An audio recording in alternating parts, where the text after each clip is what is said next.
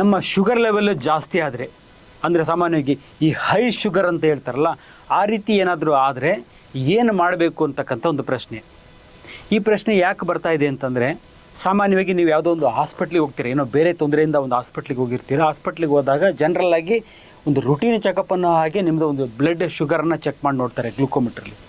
ಈ ರೀತಿ ಚೆಕ್ ಮಾಡಿದಾಗ ಏನಿರುತ್ತೆ, ರಿಪೋರ್ಟು ನೀವು ಎಕ್ಸ್ಪೆಕ್ಟ್ ಮಾಡಿರಲ್ಲ 300, 400 ಅಥವಾ even 500 glucose level, blood glucose level ಅಷ್ಟೊಂದು ತೋರಿಸ್ತಕ್ಕಂಥ ಸಾಧ್ಯತೆ ಇರುತ್ತೆ. ಹೀಗೆ ರಿಪೋರ್ಟ್ ಒಂದು 300, 400 ಬರ್ತಿದ್ದಾಗೆ ಡಾಕ್ಟರ್ಸ್ ಏನು ಹೇಳ್ತಾರೆ, ನೀವು ಹೋಗಿರೋದೇ ಬೇರೆ ಸಮಸ್ಯೆಯಿಂದ, ಬಟ್ ಡಾಕ್ಟರ್ಸ್ ಶುಗರ್ ಲೆವೆಲ್ ನೋಡಿಬಿಟ್ಟು ಶುಗರ್ ನಿಮ್ಮದು ತುಂಬ ಹೈ ಶುಗರ್ ಇದೆ. ಸೊ ಹೈ ಶುಗರ್ ಇದ್ದರೆ ಕಿಡ್ನಿಗೆ ಸಮಸ್ಯೆ ಆಗುತ್ತೆ, ಹಾರ್ಟಿಗೆ ಸಮಸ್ಯೆ ಆಗುತ್ತೆ, ಕಣ್ಣಿಗೆ ಸಮಸ್ಯೆ ಆಗುತ್ತೆ ಅಂದರೆ ಅದ್ರ ಕಾಂಪ್ಲಿಕೇಶನ್ಸ್ ಎಲ್ಲ ಹೇಳಿ ನಿಮಗೆ ಎದುರಿಸ್ಬಿಟ್ಟು ಇಮಿಡಿಯೇಟಾಗಿ ಹಾಸ್ಪಿಟ್ಲಿಗೆ ಅಡ್ಮಿಟ್ ಆಗಿ ಅಂತ ಹೇಳ್ತಾರೆ. ನೀವು ಭಯ ಪಟ್ಕೊಂಡು ಹಾಸ್ಪಿಟ್ಲಲ್ಲಿ ಅಡ್ಮಿಟ್ ಆಗ್ತೀರಾ. ಅಡ್ಮಿಟ್ ಆದಾಗ ಫಸ್ಟ್ ಅವ್ರು ಮಾಡೋದೇನೆಂದರೆ ಸುಮ್ಮನೆ ರುಟೀನ್ ಚೆಕಪ್ ಅಂತ ಹೇಳ್ಬಿಟ್ಟು ಜನರಲ್ಲಾಗಿ ಸುಮಾರು 100 ಟೆಸ್ಟ್ಗಳನ್ನು ಅಡ್ವೈಸ್ ಮಾಡ್ತಾರೆ.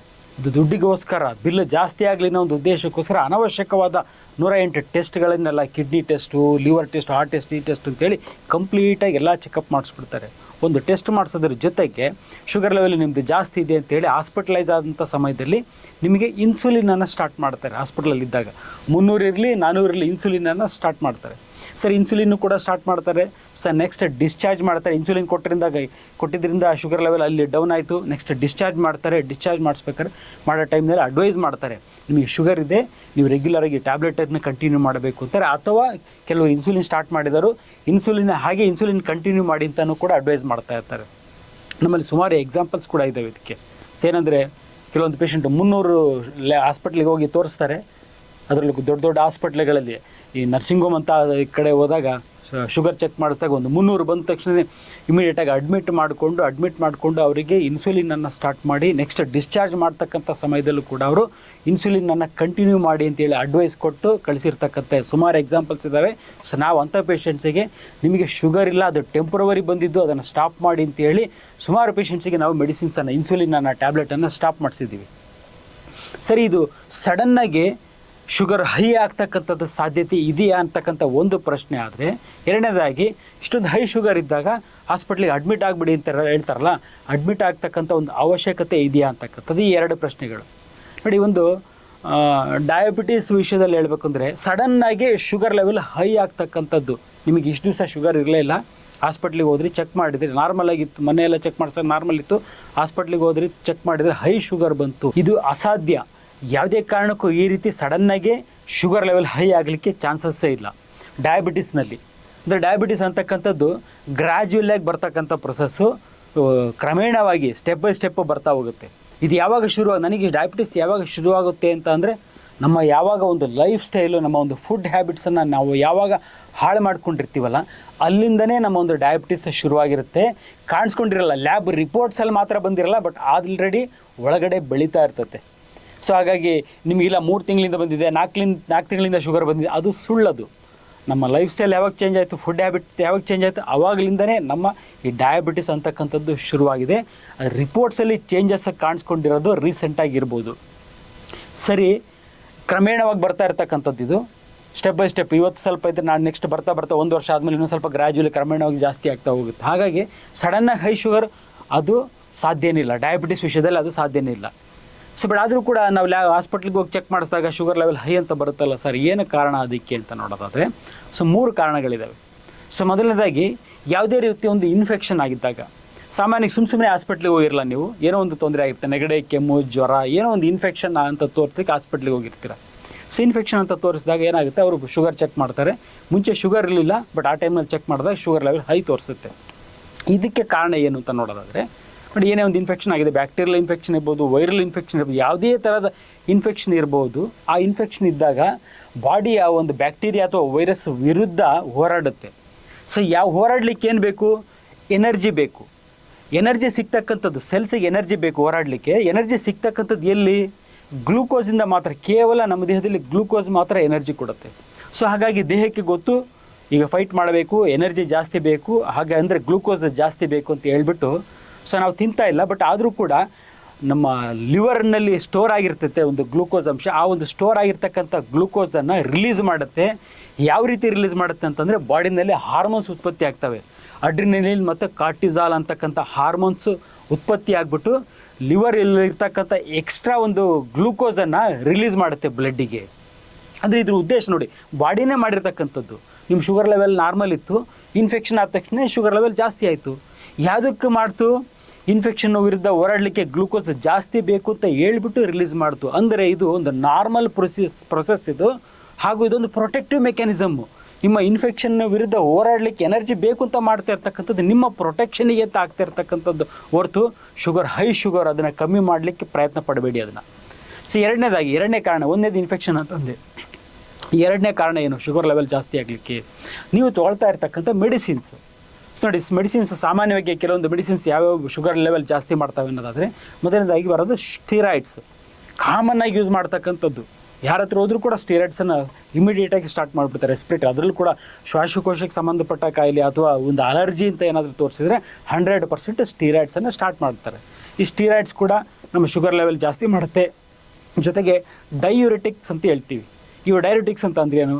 ಸೊ ಮೈಯಲ್ಲಿರ್ತಕ್ಕಂಥ ಒಂದು ನೀರಿನ ಅಂಶವನ್ನು ತೆಗಿತಕ್ಕಂಥದ್ದು, ಯೂರಿನ್ ಔಟ್ಪುಟ್ ಜಾಸ್ತಿ ಮಾಡ್ತಕ್ಕಂಥದ್ದು. ಅದನ್ನು ಕೂಡ ಕಾಮನ್ನಾಗಿ ಏನಾಗುತ್ತೆ, ಈಗ ಹಾರ್ಟ್ ಪ್ರಾಬ್ಲಮ್ ಇದೆ, ಹಾರ್ಟ್ ಇಶ್ಯೂ ಇದೆ ಅಂತ ಹೇಳ್ಬಿಟ್ಟು ಈ ಒಂದು ಕಾರ್ಡಿಯಾಲಜಿಸ್ಟ್ಗಳು ಕಾಮನ್ನಾಗಿ ಒಂದು ಡೈರೆಟಿಕನ್ನು ಕೊಡ್ತಾ ಇರ್ತಾರೆ, ಯೂರಿನ್ ಔಟ್ಪುಟ್ಟನ್ನು ಜಾಸ್ತಿ ಮಾಡಲಿಕ್ಕೆ ಅಂತೇಳಿ. ಇದು ಕೂಡ ನಿಮ್ಮ ಶುಗರ್ ಲೆವೆಲನ್ನು ಜಾಸ್ತಿ ಮಾಡುತ್ತೆ.